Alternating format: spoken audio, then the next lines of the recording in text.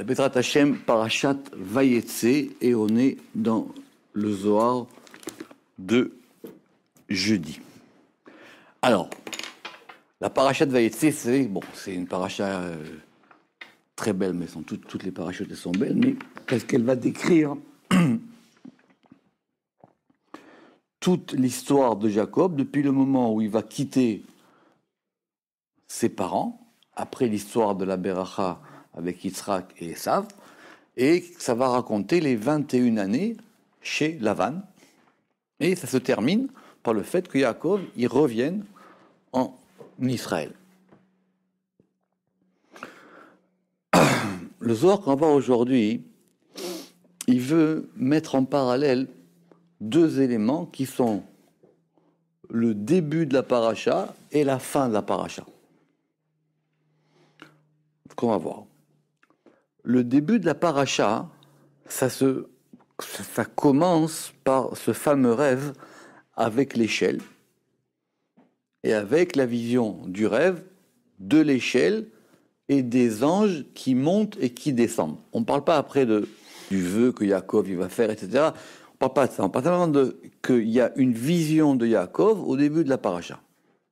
Et la paracha, elle se termine sur ce verset-là qu'on va voir, qui dit Veyaakov alach ledarko, vaivgeu bo malaché Elohim, et Jacob il alla, ledarko vers son chemin, vaivgeu bo malaché Elohim, et ils l'atteignirent des anges de Elohim. On va aller doucement, si Dieu veut. Et la suite du verset, Vayomer, on le verra après dans le Zohar, Vayomer Yaakov kasher Ra'am, et Yaakov a dit quand il les a vus, quand il les vit, Mahane Elohim ze, ceci c'est ceci, Mahane Elohim, c'est le camp de Elohim, Vaikra Shem Hamakom Aou, et il a appelé cet endroit-là, Mahanaim, le double camp. Mahanaim, c'est ces fameux pluriels duels en hébreu. D'accord? Juste sur ça, Rashi dit, donc il repart chez lui, donc pour que l'histoire soit claire.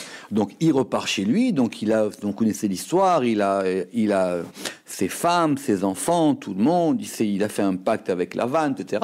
Et maintenant il rentre. Il est sur le chemin pour arriver en Israël.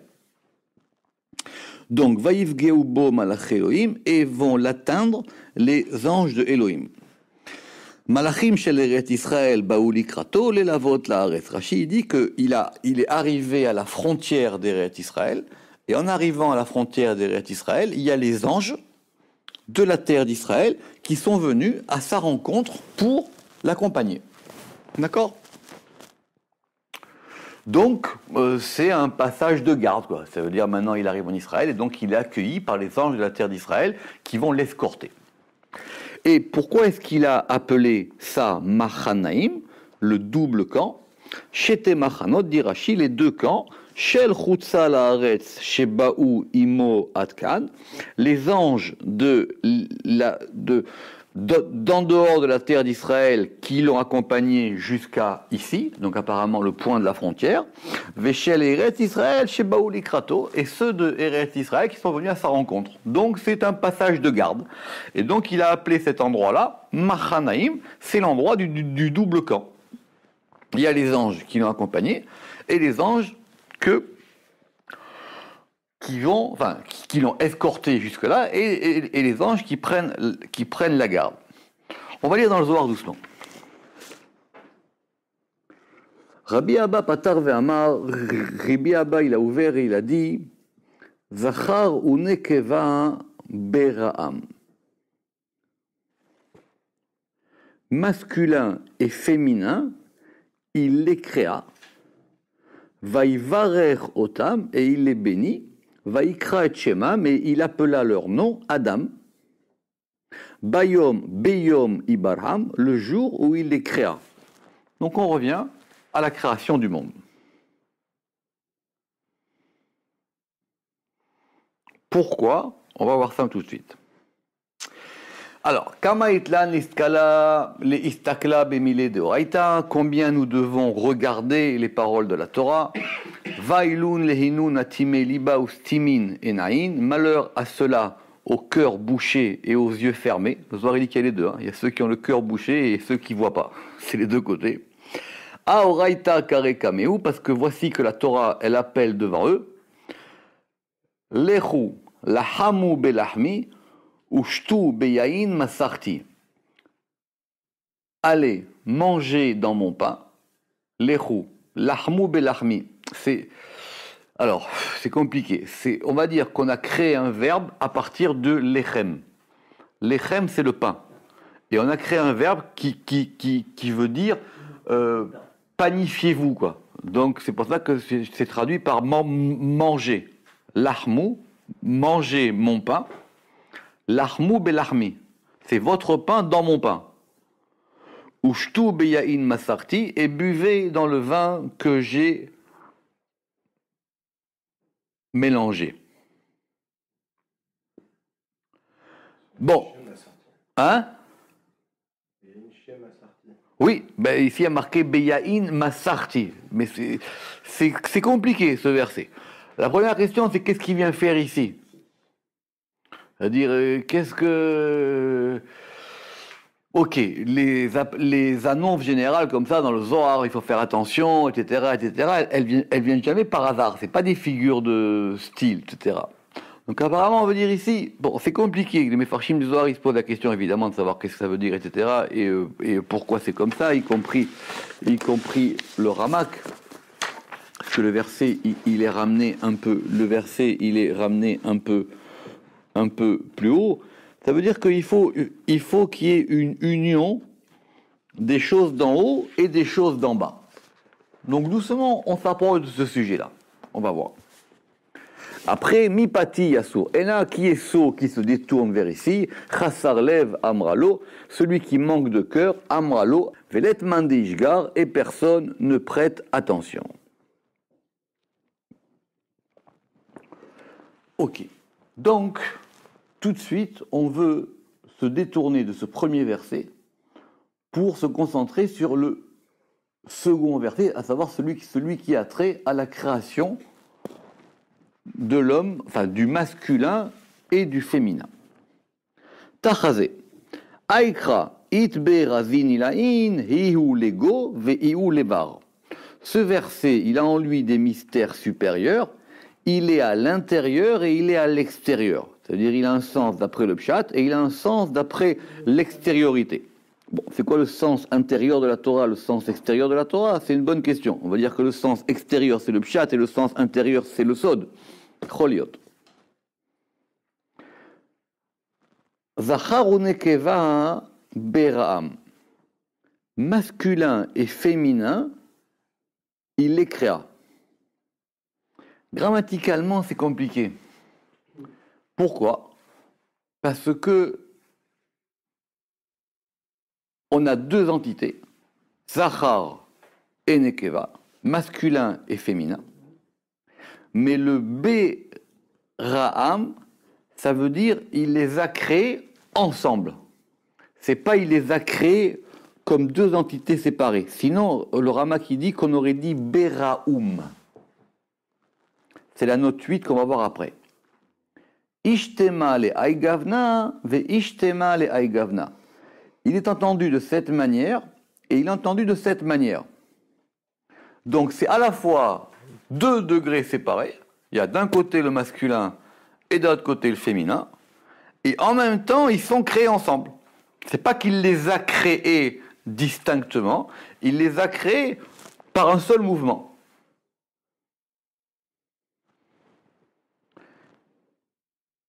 Veishtema de shimsha ve siara be chibura chadainun. Et il est entendu que le soleil et la lune, ils sont dans un seul lien. Dirtiv beram, comme il est écrit, il les créa. Kama de atamer shemesh yareach amad zevula. Soleil et lune, amad, et ici aussi c'est un singulier, zevula, se tint dans sa demeure. Alors, qu'est-ce qu'il veut nous dire le Zohar ici? Le Zohar dit que si on veut comprendre cette histoire des anges et de Yaakov qui va maintenant rencontrer les anges, il faut revenir à un principe qui est qu'il y a du masculin et du féminin, mais ils ne forment qu'un.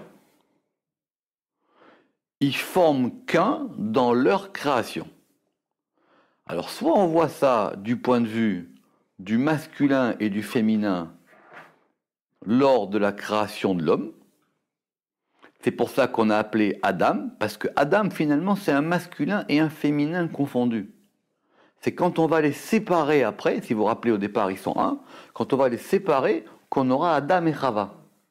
Mais le premier Adam, c'est un générique qui comprend l'humain, y compris masculin et féminin. Donc c'est pas qu'il les a créés hommes et femmes. C'est pour ça qu'il faut faire attention à ça. Il les a créés masculin et féminin. Mais ça, c'est au moment de leur création.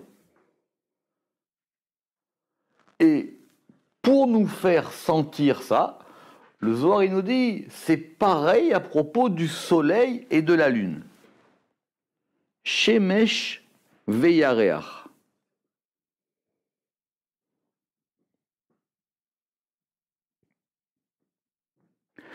Alors, vous savez tous que, mais on va pas trop compliquer, vous savez tous que le soleil et la lune, ils ont chacun deux noms. Ils ont un nom masculin et un nom féminin. Il y a Shemesh au féminin, le soleil, et il y a Chama. Chama, c'est au féminin. Et la lune, elle a un nom masculin et un nom féminin. Elle s'appelle Yareach ou Levana.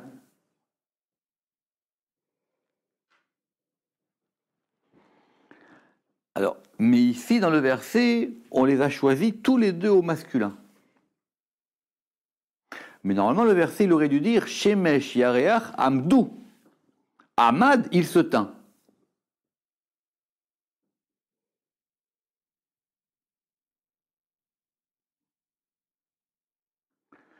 Donc au départ, le masculin et le féminin, tout comme le soleil et la lune, d'ailleurs c'est ce qu'on apprend, si vous vous rappelez, du verset de Bereshit, c'est qu'il a créé les deux luminaires comme étant égaux.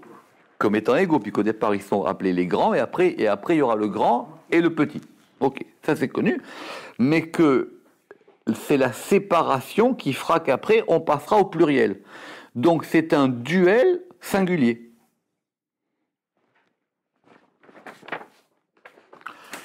Alors, Veishtama, et il a entendu, de Adam vechava kachada idberiu, il est entendu que Adam et Ève ont été créés ensemble, bezivugahad dans une seule union, vekivan deishtakahu bezivugahad, et puisqu'ils se sont trouvés dans une seule union, miyad vaivarechotam, c'est pour ça qu'il les a bénis. Aussitôt, il les bénit. Et le Zohar va tirer la conclusion. Delet bilchata sharia et la beatar de ishtakucha dachar venugva. Parce qu'il ne peut avoir de bénédiction que dans un lieu où se trouve le masculin et le féminin. Simplement. C'est ce qui vous rappelait l'histoire avec le prophète. C'est que quand il a voulu bénir, il lui a dit, écoute, je peux pas te bénir si tu n'as pas un kéli. C'est pour ça vous vous rappelez qu'elle était chercher chez la voisine, des ustensiles pour mettre de l'huile. Il ne peut pas y avoir de bracha, de bénédiction, s'il n'y a pas un côté qui reçoit et un côté qui donne, qui sont unis. Ça n'existe pas la bracha sans ça. La bracha, c'est forcément l'union du masculin et du féminin. Parce que c'est un principe du Zohar, qui est ramené ici là, dans la Hydra, dans la note 11, que le principe du monde, il tient sur l'union du masculin et du féminin. C'est le principe même des choses. Le fait qu'ils soient séparés, ça c'est une conséquence. Mais le principe même du monde, c'est pour ça d'ailleurs même que le Zohar dira que Bereshit, Bet, ça commence par un duel. Le Bet Reshit, le Reshit, il se commence toujours par un principe de 2. Un 2 qui fait 1, c'est pas un 2 qui annule le 1, mais c'est un 2 qui contient dans le 1. Qu'après ce 2 formera deux entités différentes, voire contraires ou contradictoires, c'est encore une autre question. Ok. Ça, c'était le préliminaire. Tachazé. Viens et vois. Kadnafak Yaakov, les Mehar, les Haran. Donc maintenant, on va revenir au début de la paracha. Et vous allez voir comment le Zohar, il a lu le début de la paracha. Donc, quand Yaakov, il est sorti pour aller à Haran. Haran, c'était là où habitait son oncle, le frère de sa mère. D'accord, il était chez Lavan. Bilchudo Yava, il était seul. Dès là, Insiv, parce qu'il n'était pas marié. Il est parti tout seul. D'accord? Maktiv, et qu'est-ce qui a marqué là-bas? Vaïvga bamakom, et là-bas on retrouve le même verbe, Vaïvga bamakom, il a atteint l'endroit. Alors, au début, qu'est-ce qui a marqué? Vayetse Yaakov mi Be'er Shava. Yaakov, il est sorti de Be'er Shava. Vayeler Harana, il a été vers Haran. Et là-bas, il y a marqué Vaïvga Bamakom. Et on met ça en parallèle au fait qu'à la fin de la paracha, l'avant-dernier verset, il y a marqué Veyaakov alach ledarko. Et Yaakov, il a été vers son chemin. Vaïvgeu bo. Et ils l'ont atteint, les anges de Elohim. Donc il y a deux fois dans la paracha ce terme de Vaïvga. Une fois au début et une fois à la fin. Au début, c'est lui, Vaïvga Bamakom. C'est lui qui va atteindre l'endroit. Et à la fin, ce sont les anges qui l'atteignent.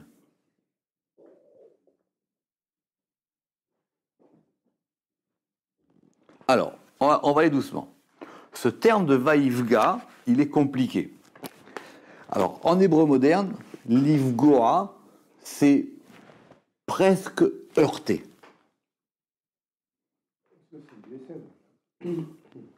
C'est pas dans le sens direct, mais pagatabi, ça veut dire tu m'as heurté, et après ça sera tu m'as blessé, ou tu m'as touché, ou même au sens figuré, tu m'as fait du mal, ou j'ai été atteint parce que tu m'as dit. Mais ça, c'est un hébreu moderne. C'est ce que va dire le Ramak. On va faire une synthèse là-dessus. Donc il dit qu'il y a trois sens à Vaïvga. Premièrement, il y a le sens vraiment de collision, dans le sens que derer pegiata or bamara, quand la lumière, elle frappe dans un miroir. Vechen pegiat or hashemesh balevana, ou quand le fait que la lumière du soleil, elle va atteindre la lumière de la lune. Donc il y a le fait d'atteindre, mais dans le sens de percuter. C'est pour ça que le Midrash, il dira qu'au début, que ça veut dire quoi? Vaïvga bamakom, tout d'un coup, le soleil s'est couché, et il s'est retrouvé, paf, dans l'endroit. D'accord? Donc ce sens de Pégia, c'est pas vraiment une rencontre. C'est presque une collusion. C'est presque quelque chose qui va taper dans quelque chose. D'ailleurs, c'est pour ça qu'en hébreu, il est construit Vaïvga ba. C'est atteindre dans. Vaïvga ba. Deuxième sens, c'est ça que dira le Midrash. Vaïvga, c'est la prière. La shon tefila. Ça veut dire que c'est un tel degré où les choses se rencontrent que ça forme une union qui forme une prière. Et troisième sens, c'est le fait d'implorer.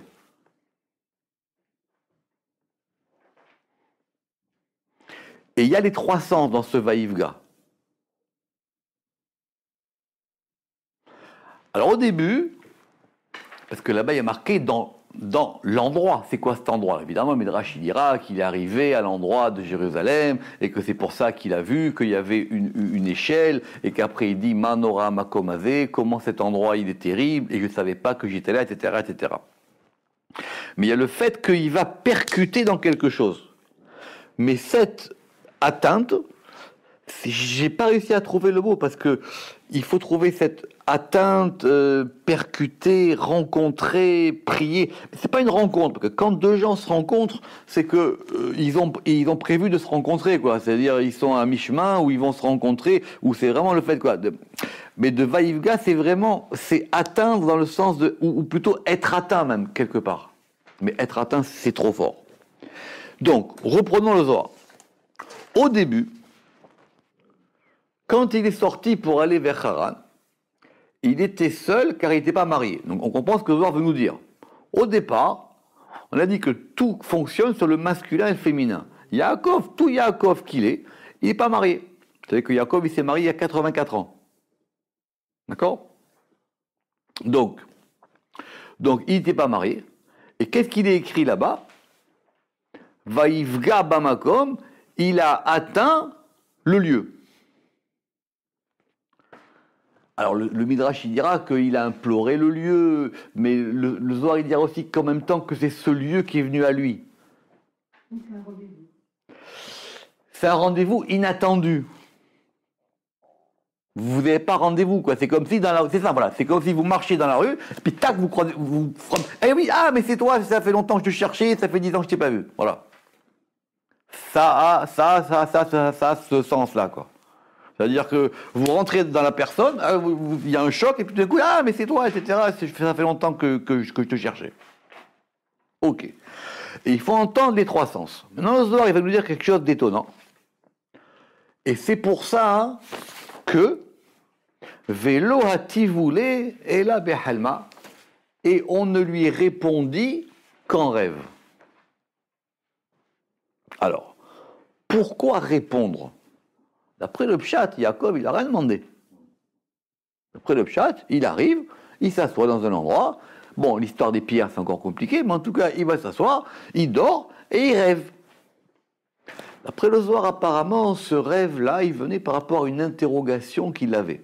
Vous allez me dire, quelqu'un qui quitte chez lui parce qu'il est poursuivi par son frère, qui veut le tuer, il ne sait pas où il va à l'aventure, il va chez Haran, il va chez Lavan, il sait très bien que là-bas c'est compliqué, il sait très bien que son père n'a jamais voulu y aller, il sait très bien que son grand-père Abraham, il ne voulait pas y retourner non plus. Donc on peut considérer qu'il qu'il était soucieux.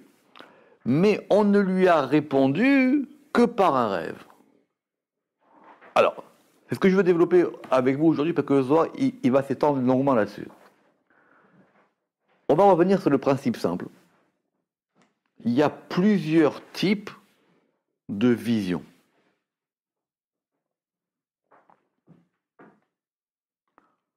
Même dans ce qu'on appelle la vision prophétique, il y a plusieurs types de visions. C'est expliqué dans de nombreux passages du Zohar.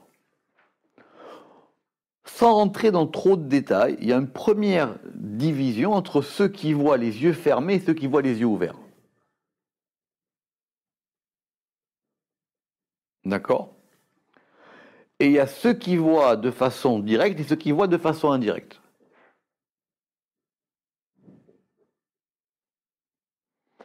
C'est clair que voir les yeux ouverts, c'est un degré de vision plus fort que quand on voit les yeux fermés. Mais maintenant, il y a ceux qui voient en rêve et ceux qui voient éveillés. Donc c'est encore une autre distinction. Parce que vous pouvez voir les yeux fermés en étant éveillé. Donc, le Zohar, au début de la paracha, il explique que l'une des visions les plus basses, c'est celle du rêve. Parce qu'il faut que le corps y dorme, il faut que la Neshama elle monte, comme on l'a expliqué souvent, il faut que la Neshama elle monte, c'est compliqué, il y a tout un tas d'éléments qui vont se mettre en place. Et le Zohar là-bas, il va ramener tous ceux qui ont eu accès à la vision en rêve. Et il dit là-bas que ça dépend de la période de la vie des gens. Par exemple, Salomon, comme il a fait des bêtises, il y a des moments où Dieu ne se dévoilait plus à lui qu'en rêve. Le Zohar, il ramène là-bas au début de la paracha Vayetse. D'accord ? Mais la vision la plus forte, évidemment si on se met à l'autre bout de l'échelle, c'est effectivement que c'est presque du face-à-face, quoi. C'est quand on voit la chose directement. D'accord? Le Harizal, il dit que par exemple, des fois, si on veut avoir quelque chose, il faut fermer les yeux et méditer sur quelque chose. Mais avoir une vision, les yeux ouverts, c'est plus compliqué parce que ça veut dire que maintenant, tous les sens sont accordés dans la vision. Donc ici, première chose que le Zohar nous dit, c'est que la vision de Jacob dans le rêve, c'est une vision déficiente parce qu'il n'est pas marié. D'accord? Ashta, Deinsiv. Et maintenant qu'il est marié,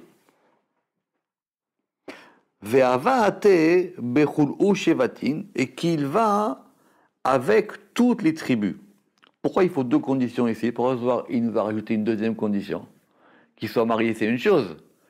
C'est qu'il est marié et que maintenant, il s'est développé en tant que Yaakov qui a déployé toutes ses potentialités.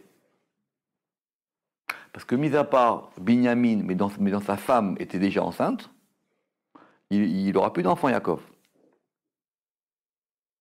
Puisque Rachel était enceinte, puis qu'elle va mourir en chemin. D'accord? Alors là, Kaviahol, pour ainsi dire, Mesharian ilain pag'ein be, maintenant, ce sont eux qui l'atteignent. Au départ, c'est lui qui atteint l'endroit, et maintenant, ce sont eux qui l'atteignent. Ve'ithanenule, et le Zohar, il va ramener la deuxième occurrence, et il l'implore. Donc ça veut dire quoi? Ça veut dire qu'au début, il est moins qu'un ange, et à la fin, il est plus qu'un ange. Parce que c'est eux qui ont besoin de lui. Au début, il dort, et il voit des anges qui montent et qui descendent. Et c'est lui, quelque part, qui va les implorer, ou qui va être vaïfga bamakom, qui va percuter l'endroit, qui va implorer l'endroit. Et maintenant, c'est eux qui viennent vers lui et qui ont besoin de lui.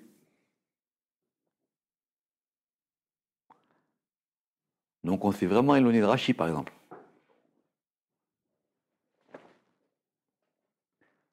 Dirti vaïf gubo. Inuna daru les mifgabe, ils sont revenus pour l'atteindre. Ça veut dire quoi, ils sont revenus? Ça veut dire quoi, ils sont revenus? Nous, ça veut dire quoi, ils sont revenus? Ils sont revenus d'où? Si tu reviens, c'est que tu as été. Ils sont revenus d'où? Non. Et ils faisaient quoi en haut? Bah, qu'est-ce qu'ils disaient en haut? Je sais pas. Ils sont revenus d'où? C'est les mêmes anges du rêve que maintenant il voit de ses propres yeux. C'est les mêmes. Ils sont revenus. Au départ, il rêve d'anges. Et il est endormi. Et maintenant, il rêve. Et il les voit monter et descendre. Ces anges-là, 21 ans plus tard, maintenant, c'est eux qui reviennent.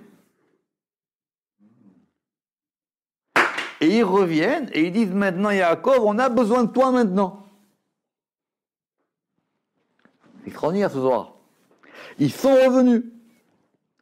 Bekadmita iu vaïvgala makom. Au début, c'est lui qui atteint le lieu, c'est lui qui a besoin de ce lieu où il verra les anges. Ashta inun vaïvgeubo, et maintenant c'est eux qui l'atteignent. Pourquoi?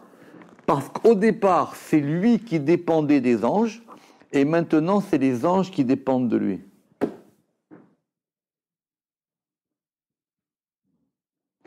Au départ, lui, il dépend des anges. C'est pour ça qu'après, il fera le Néder, qu'il fera après, il dira, si Dieu, il me ramène un vivant, etc., et qu'il me donne Beged ilbosh velechem lechol, et qu'il me donne un vêtement, etc., c'est compliqué cette histoire-là, et qu'il a dit, et que je reviendrai chez moi en paix. Au départ, c'est lui qui a besoin d'eux. Donc, quelque part, il dépend d'eux. Et maintenant, c'est eux qui ont besoin de lui. C'est pas une préfiguration. Donc, je reprends. Bekadmita Iou Vaïv Kavamakom. Au début, c'est lui qui atteint le lieu. Ashta Inoun. Maintenant, c'est eux qui l'atteignent. Donc, c'est eux qui vont l'implorer. Et au départ, c'est lui qui a besoin d'eux. Vélod. Et en plus. Et là. Bekadmita Bel. Alors, pardon, j'ai pas fini. Begin. De Beginé de Yaakov. Ou Beinun Shiftin. Parce que c'est par Yaakov et ses tribus. It Shakian Inun. Ils sont abreuvés, eux, Mimaya de Yamaraba, des eaux de la Grande Mer. J'ai fait une conférence d'une heure sur cette phrase, parce que les traducteurs sont tous plantés, en général. Parce que ça dépend comment on lit cette phrase. On relit. Begin, parce que des Beginés de Yaakov, par Jacob, et c'est par la cause de Jacob, ou Beinun Shiftin, et de ses tribus, Itchakian, qu'ils sont abreuvés. Qui c'est il? Ne lisez pas la note 18. Qui c'est il? Qui c'est il? Les anges. C'est comme ça que j'ai traduit. Mais c'est très difficile de traduire comme ça. Attendez. Donc je reprends. Begin, des Beginés de Yaakov, parce que c'est par Jacob et ses tribus, c'est CES, le démonstratif, qu'ils sont abreuvés, Inoun, Mimaya de Yamaraba, de l'eau de la Grande Mer. Ça veut dire quoi, l'eau de la Grande Mer? C'est très difficile, parce que normalement, Yam, c'est Malchut. Mais Yamaraba, ça peut être Bina aussi. Mais en tout cas, il est arrivé maintenant à un degré où c'est les anges qui sont en dessous de lui. Et c'est lui maintenant qui les nourrit. Ce qui dira le Zohar, et ça en revient pile sur nos pieds sur le Pshat, c'est pour ça qu'après, il pourra les envoyer chez Esav. Parce que maintenant, ils sont à son service. Et le Zohar, il retombe sur ses pieds parfait. Sinon, on ne comprend pas pourquoi tout d'un coup, 2 versets d'après, quand on change de paracha, il va envoyer des anges à Esav. C'est ce que va dire Rashi là-bas. Est-ce que c'est des malachim mamash ou pas des malachim mamash? Est-ce qu'il a envoyé des anges ou des émissaires? Mais qu'est-ce qui fait que tout d'un coup, Jacob, maintenant, il a des anges à son service? C'est que maintenant, il se place au degré d'un degré qui est au-dessus des anges. Mais maintenant, comment ça? Parce que maintenant, il est, lui, avec les 12 tribus, qui vont correspondre aux 12 pierres qu'il a mis sous sa tête pour se coucher au départ. Donc c'est vraiment un cycle. La galoute, c'est vraiment un cycle. C'est que chaque élément, il doit revenir à sa place. Au départ, il a pris 12 pierres, ces pierres, elles ont fait une, il a mis sous sa tête, c'est pour ça que la difficulté du Zohar, que comment est-ce qu'on va expliquer Merachotav, personne n'arrive à comprendre. Merachotav, il y en a qui disent que ça veut dire un oreiller. Au début de la paracha, le Merachotav. Quand on est arrivé là-bas pour traduire ce Merachotav, tout le monde devient fou. Parce qu'il a dit là-bas qu'il a pris, voilà, Vayasem Merachotav. Rashi dit qu'il a fait comme un oreiller. Mais ce terme de Merachotav, il n'est pas clair. Parce que c'est pas Mirachotav, hein? Comme une muraille, là. Oui, comme une muraille. J'ai pas compris l'explication de Rachid là-bas. Parce qu'il ne comprend pas le mot. Ouais, mais il donne une explication que j'ai jamais compris. Et Oui, alors il faut voir le début du Zohar et Tikkun HaZohar, ils vont expliquer cette histoire-là là-bas de la pierre, d'accord? C'est encore une autre histoire. C'est parce que là, c'est là-bas qu'il a fait que la Tfilat Tarvit, elle est devenue Keva, il dit le Zohar. Ok, mais c'est compliqué, on va pas rentrer, on va pas on est dans la mer, on va essayer de rester en face, d'accord? Très bien. Alors, donc maintenant, ils sont abreuvés de l'eau de la Grande Mer. Alors, Vélod. Et la bekadmita balayla bechelma. Maintenant, on va faire le parallèle complet. Au départ, c'était la nuit et il dormait. Ashta bechezu de'ena ou be'imama. Et maintenant, c'est en plein jour et il les voit. Au départ, il fait nuit. La nuit, c'est important. C'est pas les mêmes forces la nuit que le jour. Au départ, c'est la nuit et il dort. Et il rêve, et maintenant, c'est en plein jour, et il les voit. C'est pour ça que le Passouk, il a dit, Ka'asher Ra'am. C'est pour ça que le verset, il dit, quand il les a vus, Ka'asher Ra'am. Et le Ra'am, c'est pareil que le Bera'am, du début du verset. Hein? Alors le Bera'am, c'est avec le Bet, c'est créé, mais Ra'am, ça veut dire qu'il les voit comme un. Maintenant, c'est un degré 1 pour lui. Parce qu'au départ, il n'y a pas marqué qu'il voit. Au départ, il y a marqué qu'il rêve, et voici qu'il y a des anges qui montent et qui descendent. La Torah, elle n'a pas dit qu'il a vu. Donc maintenant, il accède à la vision. Donc évidemment, on comprend aussi que tous ces personnages, les Avot, ils ont un parcours. Ils ne sont pas les mêmes à 20 ans, qu'à 30 ans, qu'à 50 ans, qu'à 80 ans. Ils ont un parcours, c'est important ça. Même Abraham, on verra, on a vu. Et on verra on va pour Yaakov. Donc ils ont un parcours, c'est-à-dire que même à leur degré, ils accèdent à chaque fois à des niveaux qu'ils n'avaient pas auparavant. Ça c'est clair ici d'après le Zohar. Ok? Alors, on reprend. Vélod, et la bekadmita, belela bechelma, et de plus, au commencement, la nuit dans un rêve. Ashta, maintenant, c'est par la vision de l'œil, bechezu de'ena, et dans la journée. Donc c'est plus que le rêve. Adaodirti, c'est ce qui est écrit, Vayomer Yaakov, kasher ra'a machane Elohim, ze vaikra shem hamakom ha'u machanaim. Et il a appelé le nom de cet endroit-là, Machanaim. Rashi. On continue. Bema ishtemouda alun. Ishtemouda, ça veut dire porter à la connaissance. J'ai traduit par comment est-ce qu'il les a reconnus, mais comment est-ce que cette chose est venue à sa connaissance? À sa connaissance que quoi? Que c'est les mêmes. Bema ishtemouda alun. Et là, Hama, mais maintenant il a vu des Inun avou, qu'ils étaient ceux des Inun avou, Inun des Chama Bechelma, de ceux qu'il avait vus dans le rêve. Il les a reconnus. Il sait que c'est les mêmes.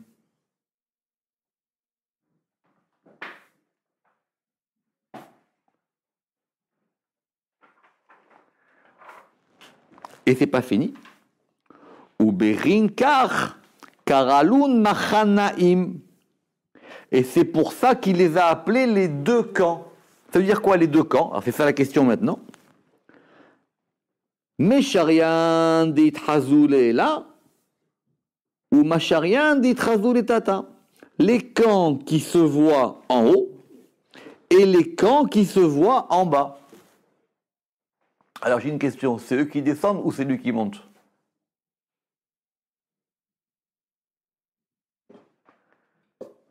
C'est ça le Machanaim. Donc vous comprenez que d'ailleurs, vous savez que le Ramban, il a des questions sur Rashi. Parce que Rashi, il dit maintenant, comment tu sais que c'est la frontière qu'il a vue? Parce que Rashi, il dit qu'apparemment, vous avez vu que Rashi, il dit que c'est la frontière. Cette histoire des deux camps. D'accord? Cette histoire des deux camps. Et Ramban, il pose des questions. Mais le Zohar, il est complètement là, ici, en dehors de Rashi. Il dit que maintenant... Alors maintenant, il y a que c'est maintenant qu'il arrive en Israël qu'il peut avoir cette vision. Ça peut être aussi, c'est pas forcément obligé que ce soit contre Rachi, d'accord? Que ce soit contre Rachi. Mais en tout cas, maintenant, il voit qu'il y a deux camps. Ou plutôt que c'est un camp double. On relit le Zohar. Mashirian de Trazou le Ela ou Mashirian de Trazou le Tata. Les camps qui sont, enfin, qui se voient ou qui sont vus, d'ailleurs, on pourrait même le faire au passé. Les camps qui sont vus en haut, le Rama qui dit donc qui sont vus en haut, c'est-à-dire que lui il est en bas, il les voit en haut, donc c'est dans le rêve. Ou Mashirian de Trazou le Tata, et les camps qui sont vus en bas quand il est dans l'éveil. Alors maintenant, c'est quoi? C'est lui qui monte ou ceux qui descendent? On va laisser la question ouverte. Ou peut-être c'est les deux.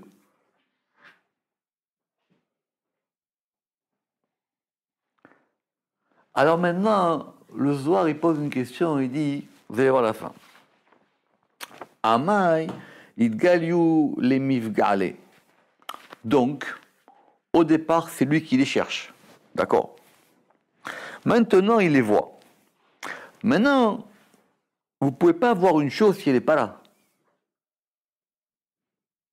Donc pourquoi maintenant les anges, ils se retrouvent là? C'est la question du Zohar maintenant.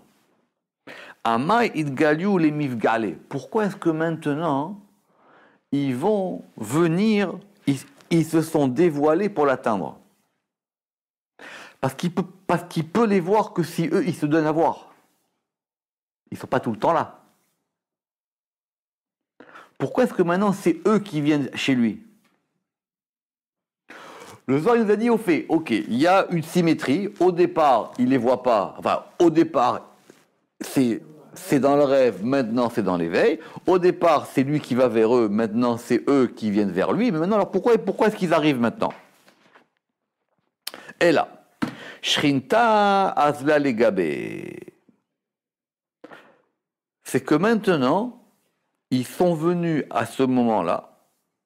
Alors aussi une phrase très compliquée. Shrinta Azla Legabe.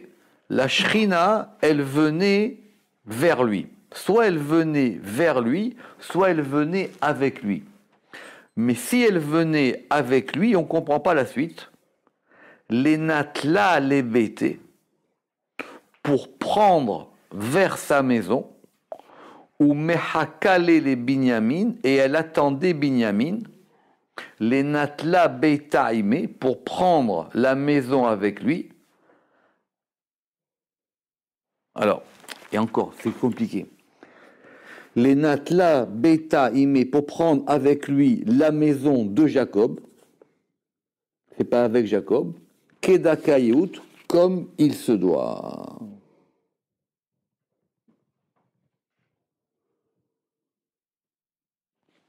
Qu'est-ce que ça veut dire? C'est très compliqué. Alors on va essayer de voir. Et là, Shrinta Azla Legabe. Maintenant, il y a la Shrina qui est avec lui, ou qui vient vers lui, parce qu'elle vient pour prendre sa maison. Alors le Rama qui va expliquer que la maison de Yaakov c'est Rachel, et que ce sont ces anges-là qui vont venir parce que Rachel elle va mourir. Or Rachel, avant de mourir, qu'est-ce qu'elle va faire? Elle va accoucher. Elle va accoucher de Binyamin. Et vous savez que Binyamin, c'est important Binyamin. C'est Binyamin, d'accord, parce que c'était Ben Oni. Elle a dit c'est le fils de, oui, ou le fils de ma douleur ou de ma faiblesse. Et c'est pour ça que lui, il a remonté cette histoire. Parce qu'il dit qu'il y a un degré qui s'appelle Rachel, elle a eu deux enfants, d'accord? Elle a Yosef et Binyamin. Vous vous rappelez le Zohar qu'on a fait là-dessus dans le Ramak? Parce qu'il y en a un qui va de bas en haut. Quand on a vu de haut en bas et de bas en haut, dans Sham Mimatalem, il dit qu'il y a un Zohar qui dit que parce que Rachel, elle ne comprenait pas pourquoi il y avait deux. C'est pour ça qu'elle a appelé Ben Oni. Elle a dit, mais celui-là, il va descendre le pauvre en bas. Alors, il lui a dit que non, c'est qu'il y a deux principes. C'est que même dans ce degré de Yosef, il y a un principe qui monte et un principe qui descend. Et ces deux principes, ils se croisent. C'est pour ça qu'il y a Mashiach ben Yosef et Mashiach ben David. D'accord? Mais qu'en fin de compte, Yosef et Binyamin, ils sont ensemble. Donc c'est Binyamin l'élément qui monte. Alors, les Umehakal et les Binyamin, les Natla Bete Ime de Yaakov, pour prendre la maison avec Jacob, comme il se doit, Kedaka Yehut. Alors, le Zohar, il veut comprendre d'ici, on va terminer avec ça. Mais c'est un Zohar très, très compliqué à la fin, parce que les commentateurs, ils ont du mal. Hein, c'est avec le Zohar, et il faut le méditer. On ne peut pas avoir un chat comme ça dans le Zohar, aussi simplement que ça. Que Jacob, il a maintenant un nouveau degré, mais que ce nouveau degré, c'est pas encore le degré auquel il doit vraiment atteindre. Parce qu'il va devoir se battre encore avec Esav, parce qu'après il aura des histoires avec Yosef, parce qu'après il descendra en Égypte. C'était compliqué la vie de Jacob. D'accord? Jacob, il a dit, vous savez que quand il a rencontré Pharaon, il a dit, tu sais, tout ce que j'ai vécu. Quand il va rencontrer Pharaon plus tard, etc., il dit, tu sais, toi tu es un roi, mais moi j'ai vécu des choses. La vie de Jacob, c'est la nuit. Et Jacob, d'accord. Vous savez que Zohar dit que Vaïchi Yaakov, on verra plus tard, Vaïchi,